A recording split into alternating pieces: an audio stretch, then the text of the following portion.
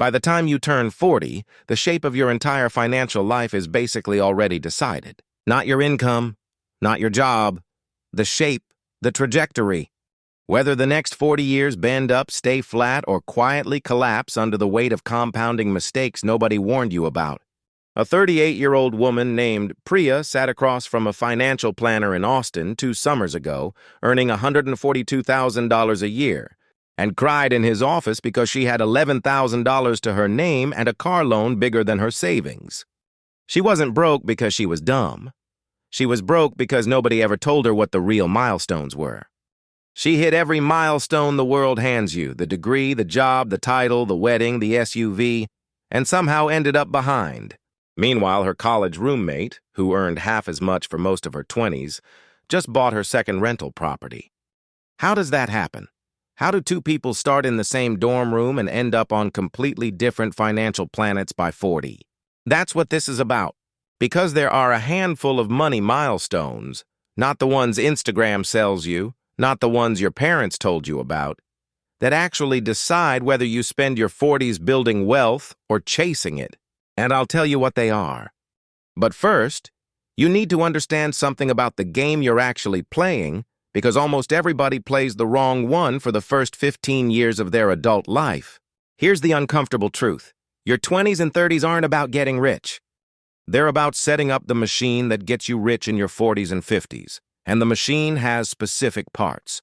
Miss one, and the whole thing runs at half speed for the rest of your life. The first milestone, and almost nobody hits it on time, is 1 year of expenses saved in cash by age 30.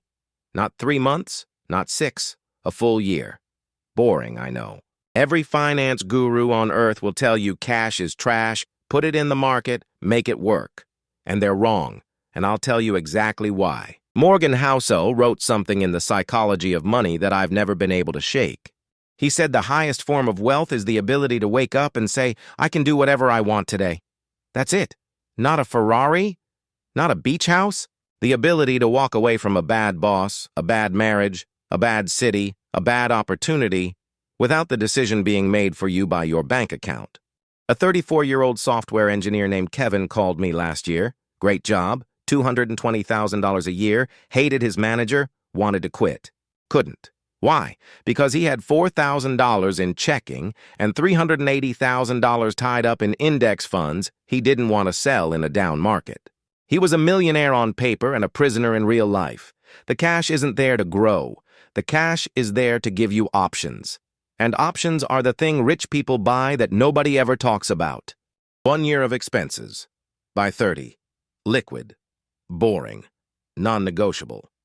Milestone 2, and this is the one that quietly separates the people who build wealth from the people who just look like they're building wealth. By 35, your housing cost, rent or mortgage plus everything that comes with it, should be below 25% of your take-home pay. I know. In 2026, in most American cities, that sentence sounds insane. But hear me out, because this is where most of the real damage happens, and nobody on your For You page is talking about it. The average household now spends somewhere between 35 and 45% of their income on housing. That gap, the difference between 25 and 40%, isn't a budgeting problem. It's a life problem. It's the reason two people with identical salaries end up with wildly different net worths at 45. It's not the coffee. It's not the Amazon orders. It's the apartment. It's the mortgage. It's the decision you made at 29 to stretch for the place with the view. There's a couple I know in Denver, both teachers. Combined income $118,000. They bought a modest townhouse in 2019 for $285,000, 20 minutes from downtown, not the sexy neighborhood. Their mortgage is $1,640. They max both retirement accounts. They took their kids to Portugal last summer. Their friends making the same money rent a cool apartment for $2,900 downtown and haven't taken a real vacation in 3 years. Same income, different lives. One decision, milestone 3. By 37, you need an income that can survive the loss of your job for at least 18 months. And this is where I'm going to say something that'll make some of you uncomfortable. One income stream is not a plan. It's a bet. It's a single point of failure in the most important system in your life. And the entire post-2020 labor market has shown us over and over that the people who survive layoffs, industry shifts, and AI displacement are the ones who built something on the side before they needed it. It doesn't have to be a business. It can be rental income. It can be dividends. It can be a consulting stream. It can be a freelance skill you can turn on in 2 weeks. A shopkeeper I knew growing up, this was in the 90s, long before side hustle was a phrase, ran a dry cleaner by day and rebuilt motorcycle engines in his garage on weekends for cash. When the dry cleaner collapsed in 2001 after a competitor opened across the street, he didn't panic. He just flipped the ratio. Garage became the main thing, dry cleaner became the side thing. He never had a single month of zero income in 32 years. That's what a real income plan looks like, not hustle for the sake of hustle, redundancy. Backup systems.